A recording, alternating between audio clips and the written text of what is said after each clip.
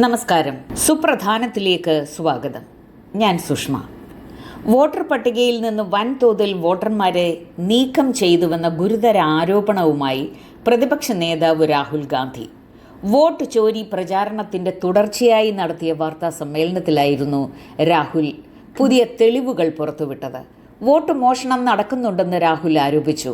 ഇത് തടയുന്നതിൽ തെരഞ്ഞെടുപ്പ് കമ്മീഷൻ പരാജയപ്പെട്ടു. കർണാടക, മഹാരാഷ്ട്ര, ഹരിയാന, ഉത്തർപ്രദേശ്, ബീഹാർ തുടങ്ങിയ സംസ്ഥാനങ്ങളിൽ വോട്ടർ പട്ടികയിൽ കൃത്രിമം നടന്നതിന് തെളിവുണ്ടെന്നും അദ്ദേഹം വിശദമായ വാർത്താ സമ്മേളനത്തിൽ അവകാശപ്പെട്ടു.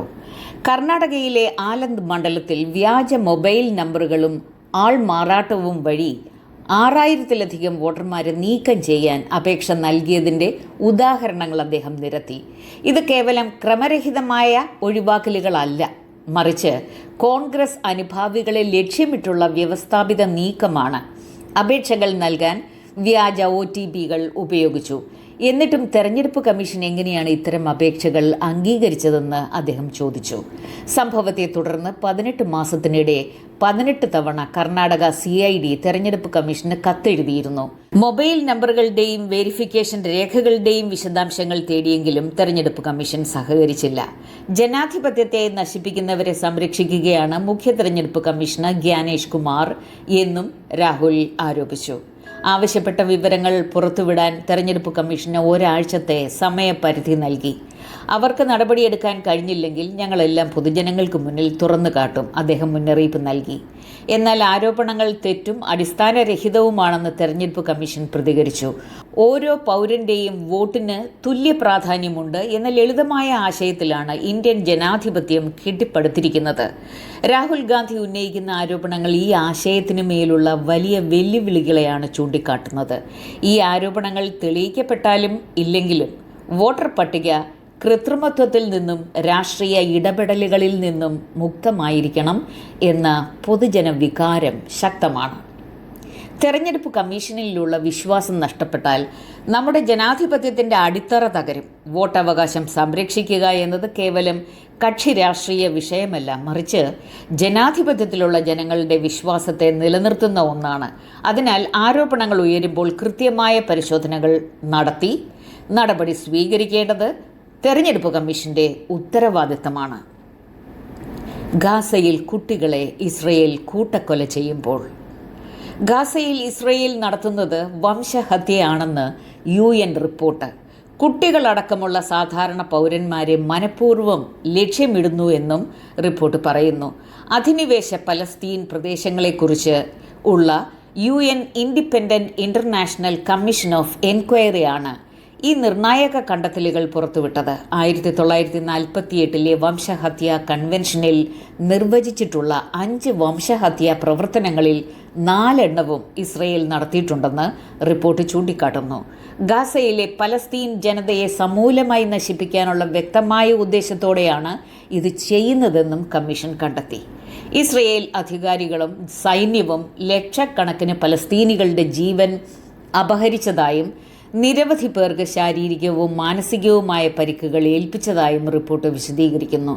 ഉപരോധം, പട്ടിണി, ആരോഗ്യ വിദ്യാഭ്യാസ സംവിധാനങ്ങളുടെ തകർച്ച, മാനുഷിക സഹായങ്ങൾ നിഷേധിക്കൽ എന്നിവയിലൂടെ ജനസംഖ്യയെ നശിപ്പിക്കാൻ ഇസ്രയേൽ ശ്രമിച്ചതായി കമ്മീഷൻ പറയുന്നു. പ്രസവം തടയാൻ ലക്ഷ്യമിട്ട് ഫെർട്ടിലിറ്റി ക്ലിനിക്കുകൾ പോലും ഇസ്രയേൽ ആക്രമിച്ചു. ഇതിനു പുറമെ വ്യവസ്ഥാപിതമായ ലൈംഗിക അതിക്രമങ്ങൾ, കുട്ടികൾക്ക് നേരെയുള്ള ആക്രമണങ്ങൾ, പള്ളികളും സെമിത്തേരികളും ഉൾപ്പെടെയുള്ള മത സാംസ്കാരിക കേന്ദ്രങ്ങളുടെ വ്യാപകമായ നാശം എന്നിവയും പലസ്തീൻ സ്വത്വം ഇല്ലാതാക്കാനുള്ള ശ്രമത്തിൻ്റെ ഭാഗമായി രേഖപ്പെടുത്തിയിട്ടുണ്ട്. വംശഹത്യയ്ക്ക് പ്രേരണ നൽകിയതിന് ഇസ്രയേൽ പ്രസിഡന്റ് ഐസക് ഹെർസോഗ്, പ്രധാനമന്ത്രി ബെഞ്ചമിൻ നെതന്യാഹു, മുൻ പ്രതിരോധ മന്ത്രി യോവ് ഗാലന്റ് എന്നിവരാണ് ഉത്തരവാദികളെന്ന് റിപ്പോർട്ട് പേരെടുത്തു പറയുന്നു. മറ്റ് ഇസ്രയേൽ രാഷ്ട്രീയ സൈനിക ഉദ്യോഗസ്ഥരും ഉത്തരവാദികളാണെന്നും അവർക്കെതിരെയും അന്വേഷണം നടത്തണമെന്നും കമ്മീഷൻ ആവശ്യപ്പെട്ടു. ഗാസയിലെ സൈനിക നടപടികൾ ഉടനടി അവസാനിപ്പിക്കാനും ഉപരോധം നീക്കാനും പട്ടിണിക്ക് കാരണമാകുന്ന നയങ്ങൾ അവസാനിപ്പിക്കാനും തടസ്സങ്ങളില്ലാതെ മാനുഷിക സഹായം അനുവദിക്കാനും കമ്മീഷൻ ഇസ്രയേലിനോട് ആവശ്യപ്പെട്ടു.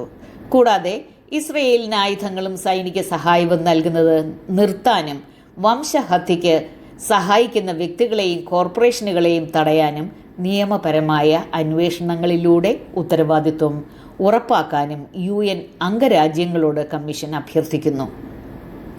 റിപ്പോർട്ട് പക്ഷപാതപരവും രാഷ്ട്രീയ പ്രേരിതവുമാണെന്ന് പറഞ്ഞ് ഇസ്രയേൽ കണ്ടെത്തലുകൾ തള്ളി. തങ്ങളുടെ പ്രവർത്തനങ്ങൾ സ്വയരക്ഷയ്ക്ക് വേണ്ടിയാണെന്ന് ഇസ്രയേൽ വാദിക്കുന്നു. എന്നാൽ ഈ റിപ്പോർട്ട് ആഗോള സമൂഹത്തിന് നൽകുന്നത് ശക്തമായ മുന്നറിയിപ്പാണ്. വംശഹത്യ തടയാനും ഉത്തരവാദികളെ നിയമത്തിനു മുന്നിൽ കൊണ്ടുവരാനും ലോകം ഉടനടി പ്രവർത്തിക്കേണ്ടതുണ്ടെന്ന് റിപ്പോർട്ട് അടിവരയിടുന്നു. ഇന്ത്യൻ സിനിമയുടെ പരമോന്നത ബഹുമതിയായ ദാദാ സാഹേബ് ഫാൽക്കെ പുരസ്കാരം മലയാളത്തിൻ്റെ മഹാനടൻ മോഹൻലാലിന്. ഇന്ത്യൻ സിനിമയുടെ പിതാവായ ധുണ്ടിരാജ് ഗോവിന്ദ് ഫാൽക്കെയുടെ പേരിലുള്ളതാണ് പുരസ്കാരം. ഇന്ത്യൻ സിനിമയുടെ വളർച്ചയ്ക്കും വികാസത്തിനും അതുല്യ സംഭാവനകൾ നൽകി വ്യക്തിമുദ്ര പതിപ്പിച്ച കലാകാരന്മാർക്കാണ് പുരസ്കാരം നൽകുന്നത്. 4 പതിറ്റാണ്ടിലേറെയായി 400-ലധികം സിനിമകളിലൂടെ മലയാളത്തിലും ഇന്ത്യൻ സിനിമയിലും അതുല്യ സ്ഥാനമുറപ്പിച്ച മോഹൻലാൽ സ്വാഭാവികമായ അഭിനയ ശൈലി, സംഭാഷണങ്ങൾ, അനായാസം കൈകാര്യം ചെയ്യാനുള്ള കഴിവ്, വൈവിധ്യമാർന്ന കഥാപാത്രങ്ങളെ അവതരിപ്പിക്കാനുള്ള മികവ് എന്നിവ കൊണ്ട് തലമുറകളുടെ ഹൃദയങ്ങളിൽ ഇടം നേടി. കിരീടം, ഭരതം, വാനപ്രസ്ഥം, ദൃശ്യം എന്നിവയുൾപ്പെടെ അദ്ദേഹത്തിൻ്റെ ശ്രദ്ധേയമായ ചിത്രങ്ങൾ നിരൂപകരുടെയും പ്രേക്ഷകരുടെയും പ്രശംസ പിടിച്ചുപറ്റി. നിരവധി ദേശീയ പുരസ്കാരങ്ങളും സംസ്ഥാന ബഹുമതികളും അദ്ദേഹത്തിന് ലഭിച്ചിട്ടുണ്ട്. ഈ ബഹുമതി മോഹൻലാലിന് മാത്രമല്ല, ലോക പ്രശസ്തരായ അഭിനേതാക്കളെയും ചലച്ചിത്രകാരന്മാരെയും സംഭാവന ചെയ്ത മലയാള സിനിമയ്ക്കും വലിയൊരു അംഗീകാരമാണ്. മോഹൻലാലിനുള്ള ഈ ബഹുമതി ഇന്ത്യൻ സിനിമയുടെ വളർച്ചയിലും യുവ അഭിനേതാക്കൾക്ക് പ്രചോദനമേകുന്നതിലും മലയാള സിനിമയെ ദേശീയ, അന്തർദേശീയ തലങ്ങളിൽ എത്തിക്കുന്നതിലും അദ്ദേഹത്തിൻ്റെ സംഭാവനകൾ എത്ര വലുതാണെന്ന് അടിവരയിടുന്നു. മോഹൻലാലിൻ്റെ അർപ്പണബോധവും പ്രതിഭയും ഭാഷാ, പ്രാദേശിക അതിരുകൾക്കപ്പുറമാണെന്ന് സിനിമാ ലോകം ഒന്നടങ്കം പ്രശംസിക്കുന്നു. ദാദാ സാഹേബ് ഫാൽക്കെ പുരസ്കാരം നേടിയവരുടെ നിരയിലേക്ക് മോഹൻലാൽ ചേരുമ്പോൾ അത് ഒരു ജീവിതകാലം മുഴുവൻ സിനിമയ്ക്ക് വേണ്ടി സമർപ്പിച്ച അദ്ദേഹത്തിൻ്റെ അതുല്യമായ പ്രതിഭയുടെയും സ്വാധീനത്തിൻ്റെയും സാക്ഷ്യമായി നിലകൊള്ളുന്നു. H-1B വിസയ്ക്ക് $1,00,000 ഫീസ് ഏർപ്പെടുത്തി ട്രംപ്. ഇന്ത്യക്കാരുടെ അമേരിക്കൻ സ്വപ്നങ്ങൾക്ക് വിലങ്ങുതടിയായി ട്രംപിൻ്റെ പുതിയ നയം. പുതിയ H-1B വിസ അപേക്ഷകർക്ക് $1,00,000, ഏകദേശം 83 ലക്ഷം രൂപ ഒറ്റത്തവണ ഫീസ് ഏർപ്പെടുത്തിക്കൊണ്ട് US president Donald Trump executive ഓർഡറിൽ ഒപ്പുവെച്ചു. ഇന്നു മുതൽ, അതായത് സെപ്റ്റംബർ 21 മുതൽ ഈ ഉത്തരവ് പ്രാബല്യത്തിലാണ്. അമേരിക്കൻ ടെക് മേഖലയിലെ വിദേശ തൊഴിലാളികളുടെ എണ്ണം കുറച്ച് അമേരിക്കക്കാർക്ക് കൂടുതൽ തൊഴിലവസരങ്ങൾ നൽകുകയാണ് ഈ നടപടിയുടെ ലക്ഷ്യം. പുതിയ അപേക്ഷകർക്ക് മാത്രമാണ് ഈ ഫീസ് ബാധകമാവുക. നിലവിൽ H-1B വിസയുള്ളവരെയും വിസ പുതുക്കുന്നവരെയും ഇത് ബാധിക്കില്ല. നിലവിലുള്ള വിസക്കാർക്ക് പുതിയ ഫീസ് ഇല്ലാതെ വിദേശയാത്ര കഴിഞ്ഞ് തിരികെ അമേരിക്കയിലേക്ക് വരാമെന്ന് വൈറ്റ് ഹൗസ് ഉദ്യോഗസ്ഥർ വ്യക്തമാക്കി. H-1B വിസ ലഭിക്കുന്നവരിൽ ഭൂരിഭാഗവും ഇന്ത്യക്കാരായതിനാൽ ഈ തീരുമാനം ഇന്ത്യയിൽ വലിയ ആശങ്ക സൃഷ്ടിച്ചിട്ടുണ്ട്.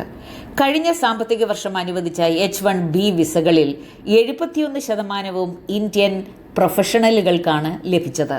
പുതിയ ഫീസ് ഇന്ത്യൻ IT കമ്പനികൾക്കും അമേരിക്കയിൽ ജോലി ആഗ്രഹിക്കുന്ന വിദഗ്ധ തൊഴിലാളികൾക്കും വലിയ സാമ്പത്തിക ഭാരമുണ്ടാക്കിയേക്കാം. ഇത് തൊഴിലവസരങ്ങൾ കുറച്ചേക്കും. US നടപടി നിരവധി കുടുംബങ്ങളുടെ ഉപജീവന മാർഗം തടസ്സപ്പെടുത്തുമെന്നും ഇന്ത്യൻ വിദേശകാര്യ മന്ത്രാലയം മുന്നറിയിപ്പ് നൽകിയിട്ടുണ്ട്. ഈ നയം പ്രാബല്യത്തിൽ വരുന്നതിന് മുൻപ് അമേരിക്കയിലുള്ള തങ്ങളുടെ H-1B ജീവനക്കാരോട് രാജ്യത്തിന് പുറത്തേക്ക് യാത്ര ചെയ്യുന്നത് ഒഴിവാക്കാൻ പ്രമുഖ US ടെക് കമ്പനികളായ മൈക്രോസോഫ്റ്റ്, ആമസോൺ, JP മോർഗൻ എന്നിവ നിർദ്ദേശം നൽകി.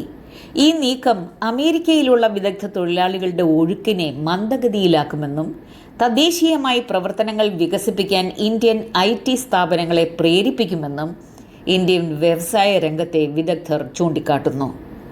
അമേരിക്കൻ തൊഴിലവസരങ്ങൾ സംരക്ഷിക്കുന്നതിനും വിദേശ തൊഴിലാളികളെ ആശ്രയിക്കുന്നത് കുറയ്ക്കുന്നതിനും ഈ ഫീസ് അത്യാവശ്യമാണെന്ന് ട്രംപ് ഭരണകൂടം വാദിക്കുന്നു.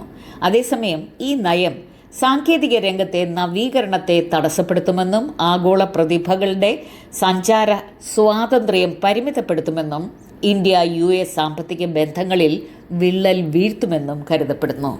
ഞാൻ സുഷമ. ഇന്നത്തെ വാർത്താ സുപ്രധാനം അവസാനിക്കുന്നു. ശ്രദ്ധിച്ചതിനും നിങ്ങളുടെ സമയം നൽകി ശ്രവിച്ചതിനും നന്ദി. അടുത്ത സുപ്രധാനം വരെ വിട.